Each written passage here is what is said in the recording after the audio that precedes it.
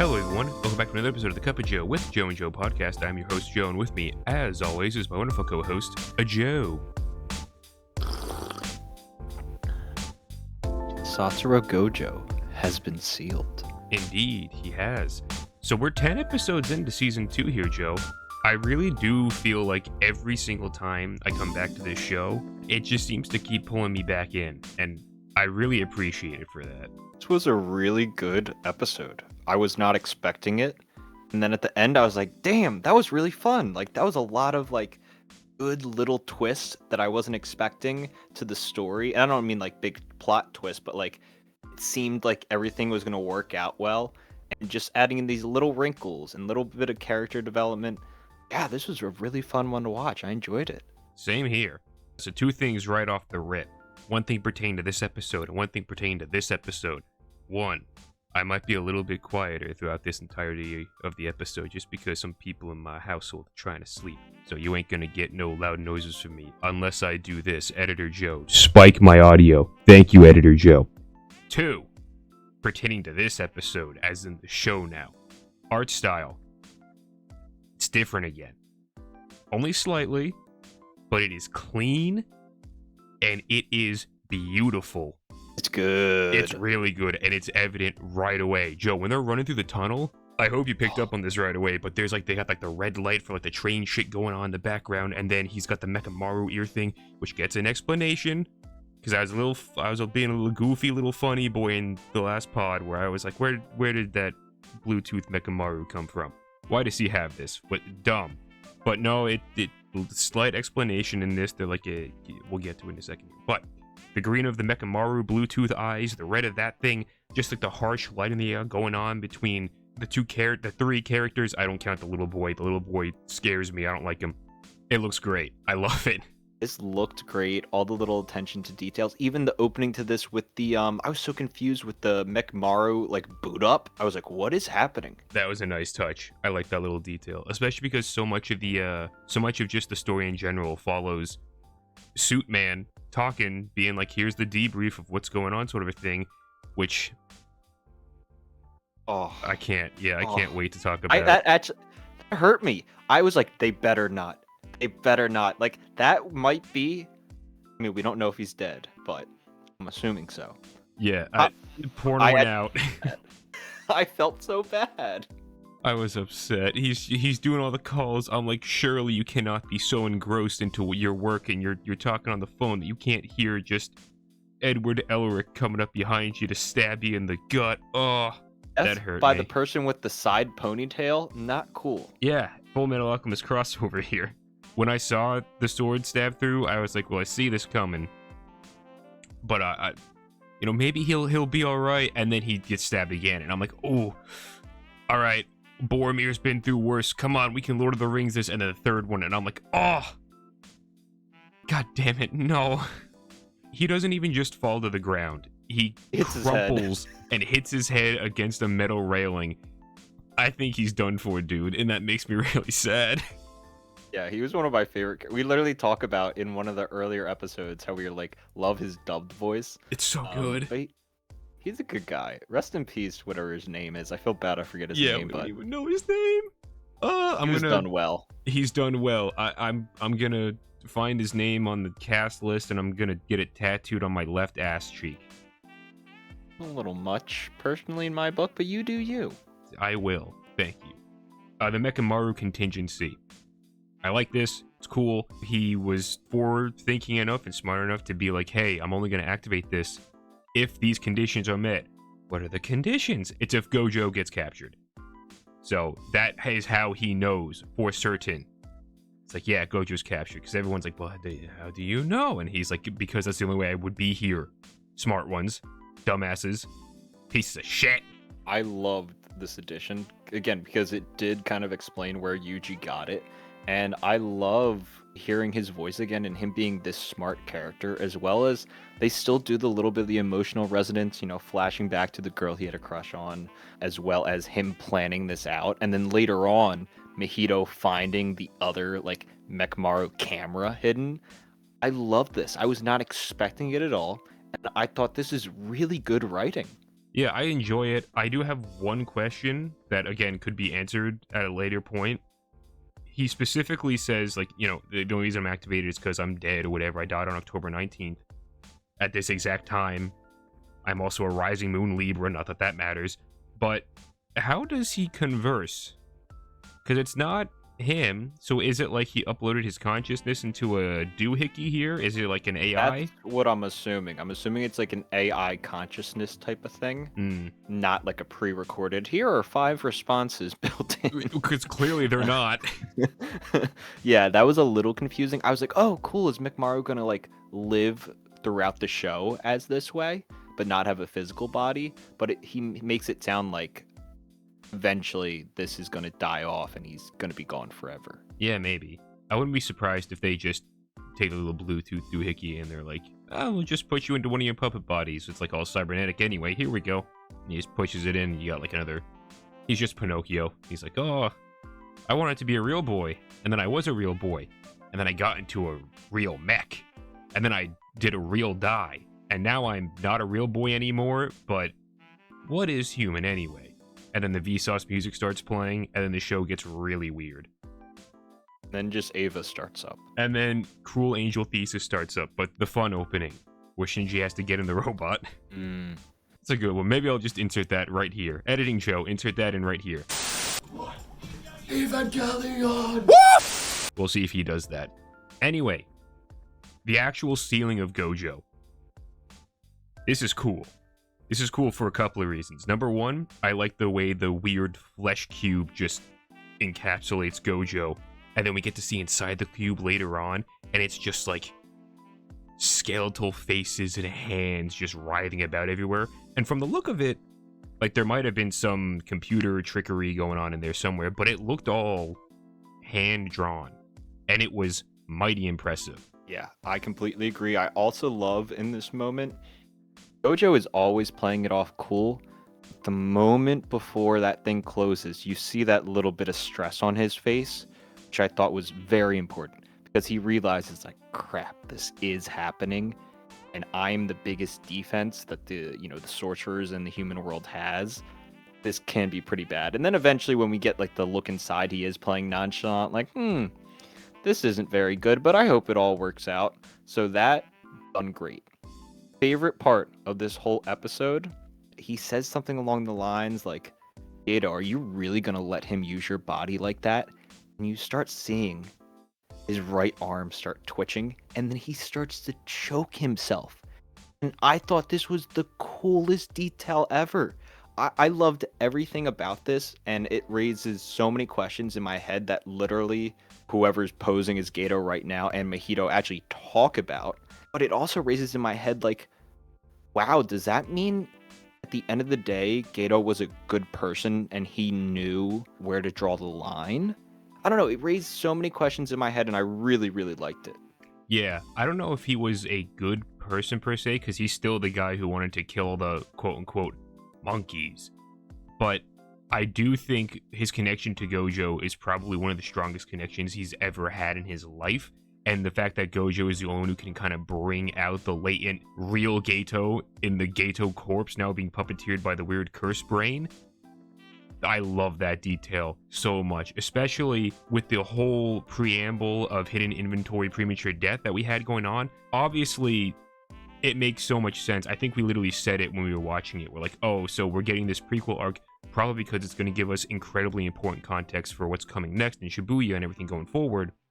I may have underestimated how much it would contextualize and make me feel so much for these characters, especially because this the entirety of season 2 so far feels like the writer, mangaka, whatever his name is, I don't know, I'm sorry. He almost wanted to write about Gato and Gojo more than he's wanted to write about like Yuji and Fushiguro and all those guys. Like that, there's so much love and care kind of put into just this condensed version of a shonen series that we got here, that it's like, I don't know, it's so good, and I love it so much. And yeah, the hand, you get that little twitch initially, great, just to catch you. You get that little anticipation being like, oh, is it just like, you're just gonna get a twitch? And it's like, no, the hand fully goes up and starts choking him out. And it's so interesting because he even says to Mahito, because Mahito is all like, you know, the soul comes before the body or some crap. I don't know what his religion is based on. I don't care. Stop knocking on my door. I'm not going to buy your pamphlets. But then Geto is like, actually, this proves that the soul and body are intertwined. And Mahito's like, I don't believe in science. I'm only a religious man. And Geto's like, yeah, well, maybe it's the curse techniques, or they could give them different worldviews or something like that, which is also like, what? Okay, anyway, moving on. But I like that so much because Geto might still be in there somehow. I don't think he's gonna come back. Like, you're not gonna kick out the cursed brain and then Geto's gonna be like, oh, I'm free. But I feel like it might help at some point in the future to kind of slow him down.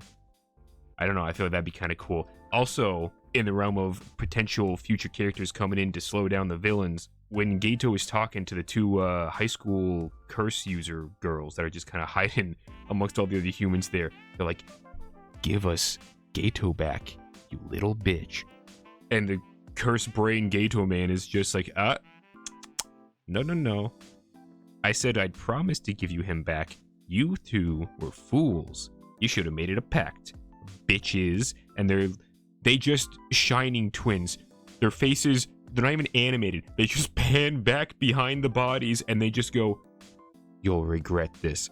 And I was like, all right, if ever there was clear setup for something happening in the future, it's right there. Great little breadcrumb. And it honestly scared me a little bit. Like, it creeped me out. Yeah. And I also love that Gojo is not going down without a fight, man. Yeah. I love, this is the wrinkle that I was talking about. The little like, oh, we didn't have this in our plan. This is going to complicate things a little bit. And I thought this was great. Joe, elaborate a little bit on it. Yeah, so the flesh cube, think of the flesh cube as your computer. Think of Gojo as Call of Duty Warzone, which is to say he's about 300 terabytes of data because he is Satoru motherfucking Gojo. So the cube drops out of Geto's hands like all of a sudden it's just entered the gravity chamber in Dragon Ball Z and it just crashes into the ground and Geto's like, okay, I should have seen this coming. We're not going to be able to move the cube for a little bit because it's still trying to process who it's captured. And Jogo is like, well, how long is that going to take? And he's like, I don't know, a couple minutes, maybe like an hour. I don't really know. And they're like, well, fuck. After we took out the Mekamaru Bluetooth dude, the sorcerers know where we are. They're going to be coming for us. We have their ace. They're going to try and murder us. And Gato's like, yeah. It should be fine. They'll come to us. We're about evenly matched. If anything, I'd say we're a bit stronger. And then I love the little disparity between all the different curses that are currently present there. The last brother of the trio that Nobara and Itadori took out at the end of the last season is like, I am going to kill Yuji Itadori, who has now made his way to the Veil. He's there, he's screaming for Nanami. Great scene, I love that shit too, but we'll get to that in just a sec. Mahito is also like, hey, I'm with you. Let's kill the fuck out of Yuji, I hate that guy. And then Jogo is like, what? I thought we needed him to be the vessel for Sukuna. We needed to bring him back. And it was like, that guy's a bitch anyway. We don't really need him. And Jogo's just like, but no. But the plan, my hero. I feel like he idolizes Sukuna a little bit, which is kind of playing into what he's feeling here. But either way, the three of them, they're playing a game now where they're just like, all right, first one to find Itadori gets to do whatever they want to him. That sounds like it has troubling implications, which it does, but not for the reasons you're thinking of. Anyway, Geto is the last one. He just sits down. He's like, I'm just going to watch the cube. The big thing for me that I really liked about that was the mention of Sukuna. Like, I kind of forgot that was like a big deal. He's kind of barely in any of this. Yeah, I was like, whoa. Yeah, Sukuna, that's kind of like important. So that was a nice kind of, I think, a breadcrumb for something. Because they also mentioned like, oh, we'll just feed him the fingers. And I was like, they have the fingers? Weren't we supposed to be looking for those? Well, in season 1, they established that they have quite a few of the fingers. I don't know if they have all of them, but they have a lot of them. Okay. That was just something I forgot then. Because I was a little like, whoa, is that a big deal? Then moving, I guess, tangentially to Sukuna's vessel, that being Yuji, I love the fact that Mekamaru is just like, I have this plan. Yuji, I know what you're capable of. Run, Barry. Run. And so he just runs. The animation of him breaking through the barrier, like phasing through it. Great. I love it. He sees all of the transfigured humans fucking up the regular people. And I thought for a second he was just going to have to run past them and let people die. But no, Yuji's just like, I can't. Not yet. I'm not like Gojo. And he just beats the crap out of a few of them. He just takes a second. Boom. Big punch here. Wham. Good kick here. Spins around with another guy. Sends him into the ground. There's like a single shot of his hand when he grabs onto an apartment building to like launch himself up so he can yell for Nanami. Yes. Yes. It's so good. Like it's I have no idea how many like actual animated frames it is, but it's a shot that lasts for maybe half a second. And it just stands out in my mind because of how good it looks. Like that These to tell damn you hands. Yeah. To tell you how good this show looks, it's like that alone sticks out to me, not to mention the rest of what the fuck the show looks like. It's great. And then his big inhale, I love the anticipation that you feel when he like the chest bulges out and he like arches backwards and then he starts shouting. God damn, that's good.